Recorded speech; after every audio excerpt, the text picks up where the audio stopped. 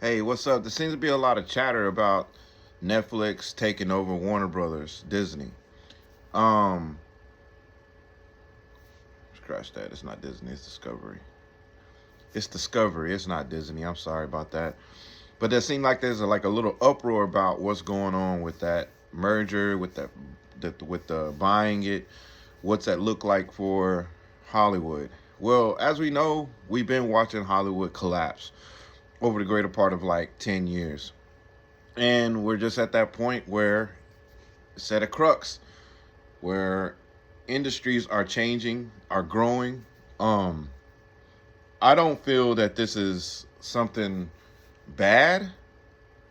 Of course, with any change, there's going to be some good and bad, but I don't feel like this is anything bad. I feel like if you are a hustling spirit type of person, like a go getter, this is a this is a breath of fresh air, really. This is something that you probably have been seeing on the wall. That's why it took me a little bit to do my response video on it, because I wanted to see how everybody was kind of taking it. I wanted to see how everybody was kind of taking it. I wanted to kind of see, hear some of the opinions from some of the industry giants that are actually directly affected by this merger, which are a lot of like box office type of directors. Like we're hearing a lot from James Cameron. There's a couple other directors that are kind of jumping on board as well to try to, I guess, maybe stop the merger with Netflix and Warner Brothers by maybe getting the president of the United States to step in, which would in itself would be crazy. I mean, yeah, the Netflix becoming the powerhouse giant and it's a streaming company, that is a big that's a big story. That is crazy. But I think it would be a lot crazier if our governmental officials came in and made that not happen.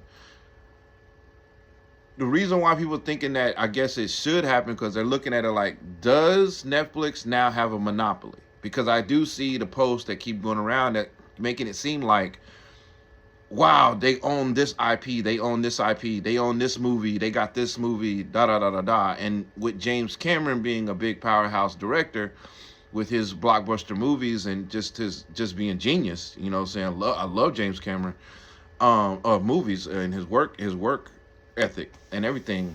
But him speaking on the possible loss of theatrical releases, I still kind of believe that's still in a opinionated, biased kind of point of view, because there's whole generations that are growing up on streaming, that are growing on streaming release, that are going to the movie theaters but losing interest because of the way we do film. The way that we do view movies now, the way that we do have a remote control. Because James Cameron mentioned that, you can't go to the movie theater with, remote control. You can't go to the movie theater remote control. You can't pause it and talk to it. You can't have multi screens and watching 4 or 5 different things at once, because it's a different type of experience.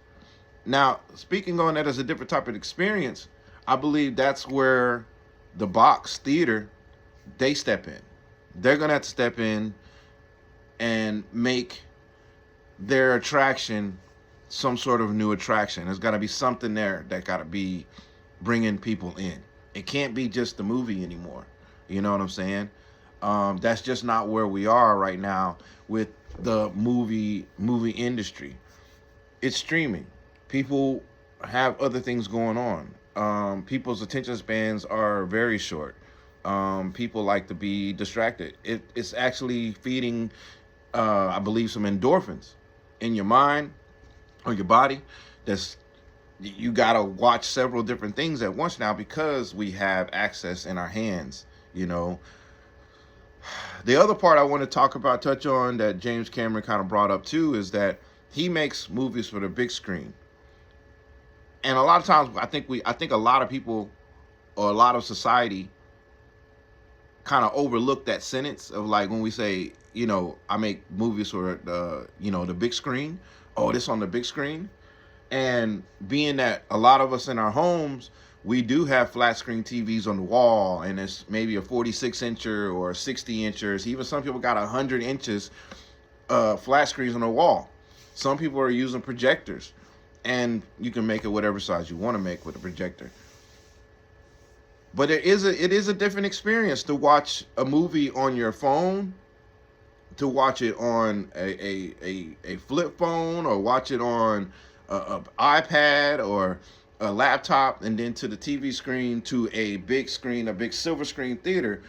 It is a different experience.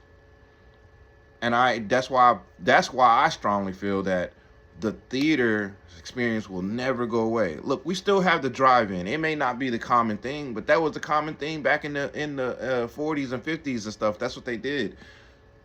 But we still have the drive-in theater. We still have it. So I feel that we're just in this new change, and there's going to be different industries and collaborators that are going to have to collaborate and make some new energy about going into a box theater. And also, too, there's a safety aspect to it. We can't deny that. We can't look away and act like there's not these ignoramus, stupid, dumb people going out and committing crimes and mass destruction. And that is a factor. So you got a lot of home movies that did pop up during, the 2018 to 2020 time period. Those things kind of popped up.